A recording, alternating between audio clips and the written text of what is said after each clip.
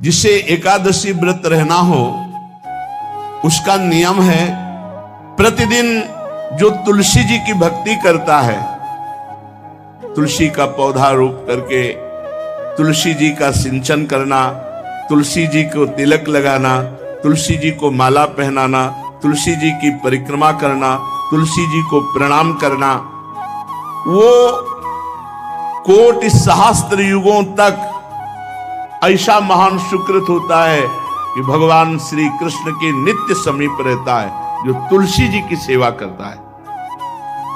जब तक मनुष्य की लगाई हुई तुलसी की शाखा प्रशाखा बीज पुष्प सुंदर दल से तुलसी जी सुशोभित होती है, तब तक हजारों कल्पों में श्री हरिधाम में रहते हुए उसका कभी पुण्य नष्ट नहीं होता।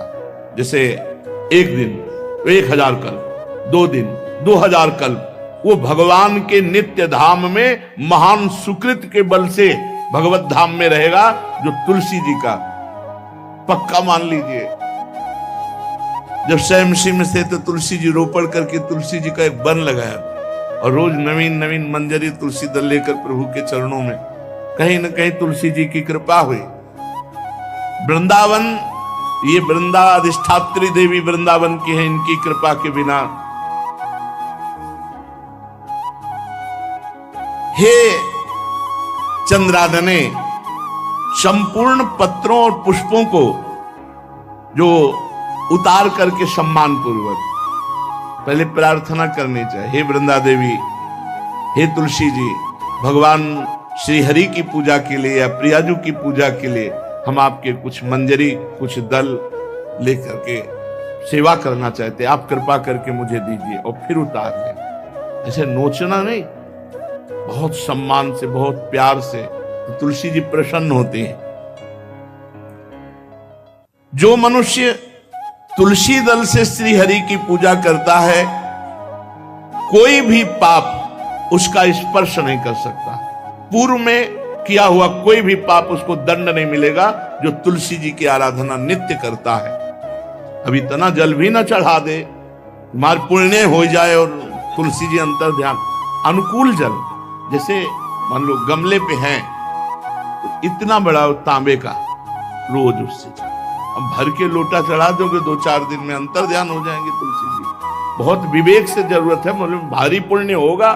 अब इतना बड़ा लोटा रोज जल चढ़ाओगे तो 2-4 दिन में पीली होके अंतर ध्यान हो जाएंगे। इतना जल अनुकूल जल चाहिए, एक तांबे का छोटा सा लिया, ऐसे रोज डालो, उसमें कोई फर्क नहीं, और गमला उठाकर धूप में विराजमान करो। सेवा का मतलब क्या है?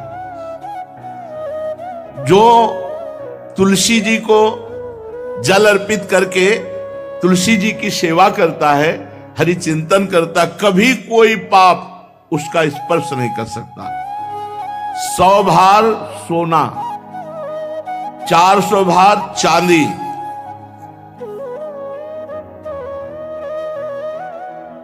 का जो दान करने का फल होता है, वो एक तुलसी दल उतार, जो अपने द्वारा लगाई हुई तुलसी दल, वो हरि के चरणों में अर्पित हो। ये 100 भार सोना और चांदी बराबरी नहीं हो सकती। कितना महत्व है। जो रोज तुलसी दल चयन कर, द्वादशी को न चयन करे, द्वादशी को मतलब बहुत बड़ा अपराध लगता है तुलसी दल का, इस मतलब तुलसी के वृक्ष का भी स्पर्श न करे। प्रणाम नमस्कार दूर से, एक भी दल नहीं टूटना चाहिए। द्वादशी को ऐसा हमने महापुरुषों से सुना है कि मंजरी और पत्र उतारना ये ठीक नहीं, बिल्कुल नहीं ठीक है। ब्रह्म हत्या का फल लगता है, अगर जो पाप लगता है अगर कोई द्वादशी को तुलसी चयन, बहुत सावधानी से। जिसके घर में तुलसी का बगीचा होता है, कई पौधे होते हैं, उसको कहीं तीर्थ जाने की जरूरत नहीं, उसका घर तीर्थ है जिसके घर में तुलसी के पौधे हैं। और यमराज कभी उस घर में किसी भी मरने वाले को लेने नहीं आएंगे जिसके घर में तुलसी। लगा लो भैया तुलसी लगा लो घर में, काहे को यमराज को आने दोगे? सबके घर में तुलसी। कितना सुंदर पहले था, घर में आंगन होते थे, आंगन में एक बहुत बड़ा, और फिर उसमें तुलसी जी, और फिर उसमें 2-4 नर्मदेश्वर शालिग्राम ऐसे, और फिर घर का हर व्यक्ति जल चढ़ाना, प्रणाम करना, नमस्कार करना, चार पर कितनी पवित्र पद्धतियां हमारी थी।